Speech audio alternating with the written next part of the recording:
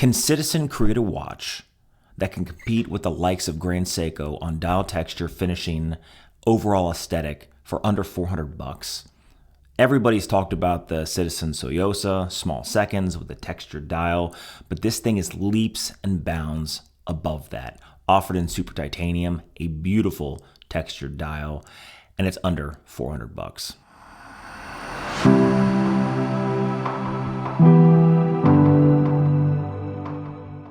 Hey, I'm Chase, and this is All Things Random, mostly watch reviews with some random stuff sprinkled in between. I do luxury watches as well as affordable watches, and hopefully watches you've never heard of. Now, I always do the detailed stuff in the beginning, my opinions at the very end.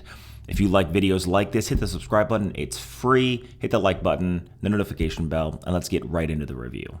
It's amazing that Citizen was able to create an automatic titanium watch with this high level of detail and quality for under $400. Today we're talking about this Citizen NJ-0180-80X.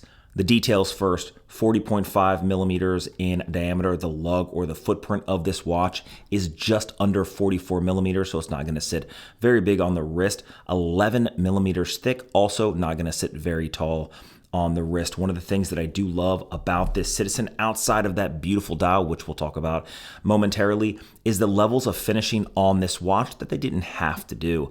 High polished bezel. You can see that everything is brushed except for those chamfered edges, which gives a really, really nice pop, really nice play with the light.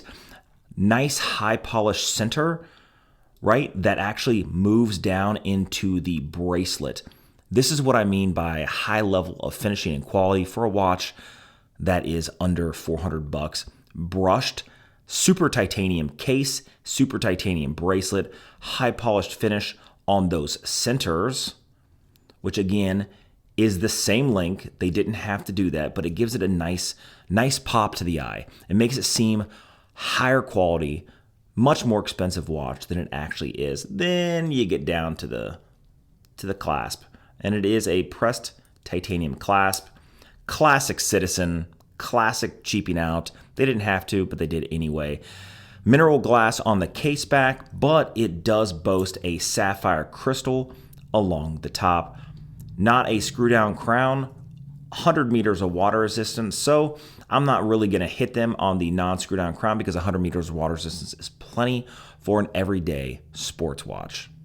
Now, the case, they say, has been treated with a Durotech surface hardening process that offers it a little more resilience than a standard titanium case. Don't necessarily know if that's true, but I do love the level of finishing that they did offer in this watch, not just on the dial, but on the case also. Now, unlike stainless steel, one of the things they're not going to tell you is titanium scratches much easier than steel. It scratches easier, but it's tougher. So it's going to be harder to ding. It's going to be harder to chip. It's going to be harder to get those deep scratches in there. However, it is going to have a lot of surface scratches. I noticed this on my titanium ring that it scratched far easier than my stainless steel or cobalt ring. That being said, this thing is super light on the wrist. In fact, you can feel a noticeable difference in weight. It almost feels like it's at least 30 to 40% lighter than every other integrated watch I've reviewed so far on this channel. Inside is the Miyota 8213 automatic movement. Not a pretty movement. Don't know why they left the open case back. Again, I would have preferred a solid case back because the Miyota 8213 is a great workhorse movement, coming in at 3 hertz, 21,600 vibrations an hour. Again, automatic, 40 hours of power reserve. They say plus or minus 20 seconds a day maximum deviation when it comes to the regulation of the watch. So it's a standard Miyota movement. It is a workhorse and it is high quality and it is going to last a long time. But I would have preferred a solid case back because it's just an ugly movement. It's non-decorated, and I don't know why they have open case back for non-decorated movements. It's just a pet peeve of mine. Now, let's talk about this beautiful dial that can easily be confused on up-close inspection with something like a Grand Seiko. And I know that is saying a lot, but trust me, let's get into the details of the dial.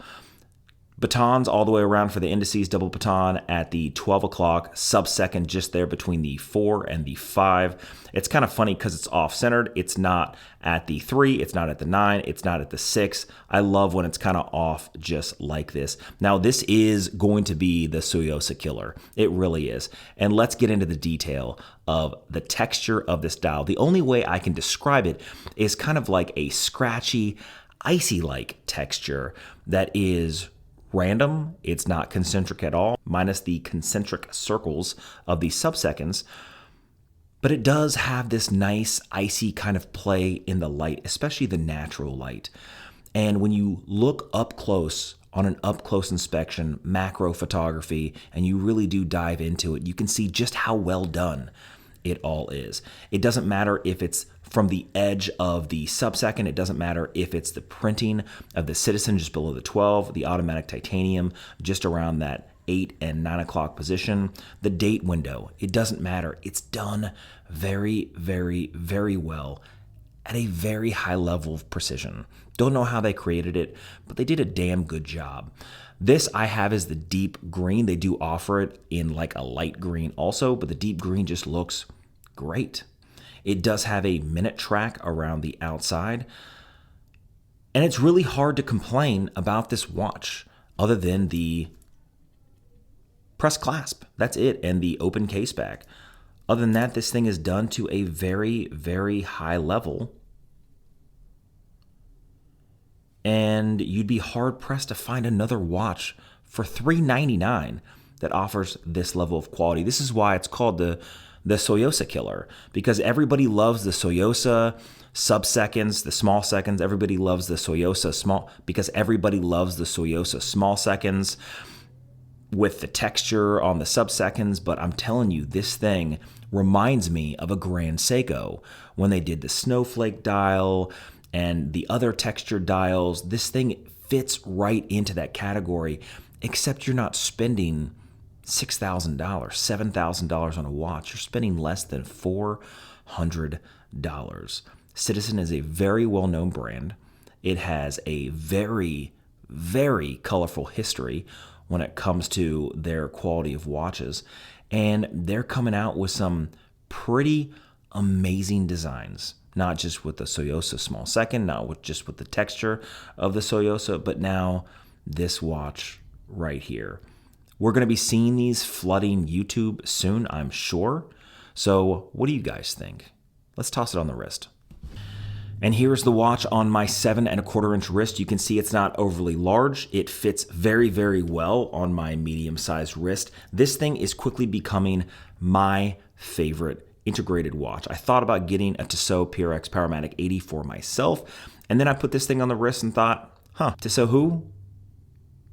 Like, no, I don't need that. I got this instead. They did a very, very, very good job on the dial, and with an automatic movement that's a Miyota that is a workhorse for $400, it's hard for me, other than this pressed clasp, it's hard for me to see anything negative about this watch.